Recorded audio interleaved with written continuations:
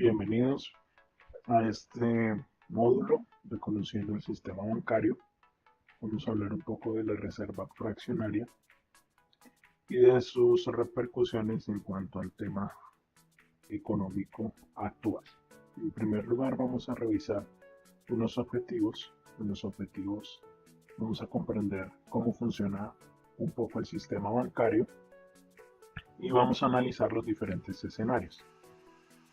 También adicionalmente a eso vamos a ver los diferentes puntos de vista desde el cual podemos ver cómo afecta la reserva fraccionaria tanto a los ahorradores como a los deudores.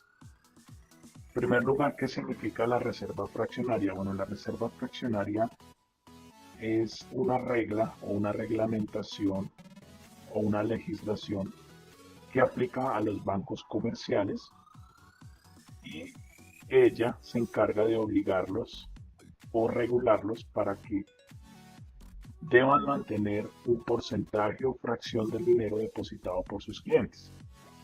Esto es importante diferenciarlo, y es que los bancos en ningún momento tienen que reservar absolutamente todo el dinero o no tienen que tener una garantía del dinero que las personas depositan dentro de su sistema. Entonces, como primera medida podemos ver o observar que aquí hay una desventaja muy grande para quienes ahorran, porque si vemos ejemplos como el de la Gran Depresión, podemos ver que cuando las personas se volcaron a reclamar sus dineros en los bancos empezaron a quebrar. ¿Qué sucede en un momento de estos, de una quiebra, de un debacle financiero como este? Pues realmente los bancos no tienen la obligación de devolver todo el dinero a sus clientes, sino hasta que ellos tengan en sus reservas y pueden declararse en quiebra y protegerse, porque el gobierno los protege en cierta medida, o en gran medida más bien. ¿Cómo funciona? Entonces vamos a ver aquí un ejemplo de la reserva fraccionaria y vamos a ver un ejemplo con un porcentaje que es del 10% de reserva, ¿sí? Que es la fracción o el porcentaje por el cual el banco debería responder a cada uno de sus depositantes.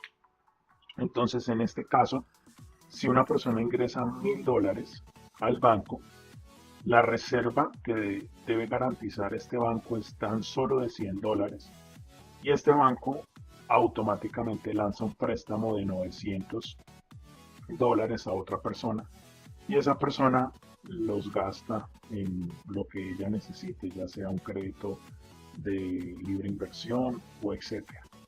Este banco empieza a generar un rédito, una ganancia que corresponde a los intereses que le cobra a esta persona por el préstamo de los $900.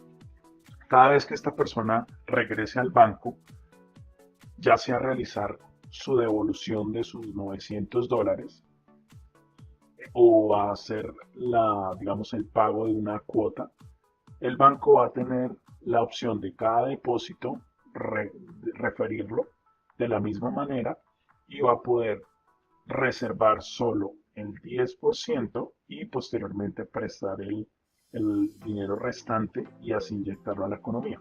Si vemos este ejemplo, vamos viendo que el banco, de un dinero que en un principio se generó por un depositante, que fueron $1.000, él hasta el momento ya ha realizado 3 préstamos y pues ha acumulado o ha inyectado más bien al sistema $3.439. Por eso es que la inflación afecta a los ahorradores de la manera que cuando ellos depositan su dinero y reciben un porcentaje más o menos entre el 1% en países desarrollados y a veces un 5 o 7% en países donde la tasa de interés está muy alta.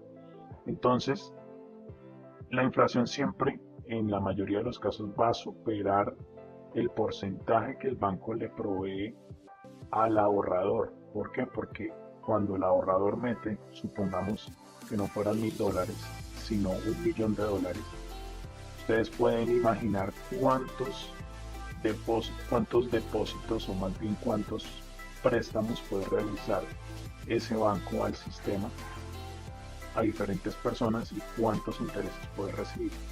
Por eso nosotros muchas veces vemos campañas como, por ejemplo, campañas en donde las personas se les solicita que dejen su dinero un cierto tiempo en el banco y digamos a cambio de eso el banco les ofrece algunos premios, ya sea un carro, una rifa, tablets, un poco de premios, y muchas veces nosotros no comprendemos de dónde sale tanto dinero para que los bancos no solo paguen un interés a los ahorradores, sino también generen campañas de este tipo. Si analizamos detenidamente este ejemplo, podemos darnos cuenta que realmente el dinero que el banco presta no existe. ¿Por qué? Porque el banco solo reserva el 10% y presta el restante. Ese dinero ya no lo tiene en su sistema, pero él sí está haciendo una ganancia de él. Por eso en muchos libros de Robert Kiyosaki, él habla de que los ahorradores, por ejemplo una persona que ingresa un CDT, se convierte en un pasivo para el banco. ¿Por qué? Porque el banco debe tener una reserva de ese dinero y pagarle un interés, entre comillas, al depositante. Pero el banco, con el fin de convertir o hacer una convertibilidad de ese depósito, reserva y después presta. ¿Para qué? Para que su préstamo, valga la redundancia, o el depósito que hizo el cliente, se convierta rápidamente en un activo a través de un préstamo que le realiza a otra persona. Por eso digamos que los bancos no dependen en ningún momento de que las personas le devuelvan todo el dinero en un solo momento, sino ellos van registrando cada depósito y van adquiriendo ganancias a través de cada depósito que se genera. En este ejemplo podemos ver rápidamente que una persona posee muchas pérdidas en el sentido de cuando es ahorradora. ¿Por qué? Porque cuando la persona retire su dinero va a valer menos de cuando lo prestó. Debido a este fenómeno que es la reserva fraccionaria, que es prácticamente el permiso que tienen los bancos para inyectar dinero a la economía dependiendo de unas reglas de depósitos. Entonces aquí podemos ver que en este ejemplo tuvimos en cuenta nuevos depósitos, en un principio $1000, después 900 y después 810, para un total de $2710 en depósitos.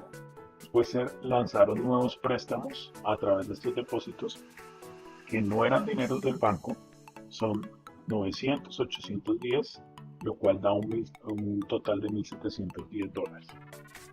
Y las reservas que el banco únicamente va a tener en su poder van a ser $271. Entonces aquí podemos ver que el banco adquiere el derecho de inyectar más dinero a la economía mediante los depósitos realizados por sus clientes. Ahora, es importante tener una conclusión y un plan de acción en este sentido, y es que, ¿qué debemos hacer? En primer lugar, tenemos dos columnas o dos casos.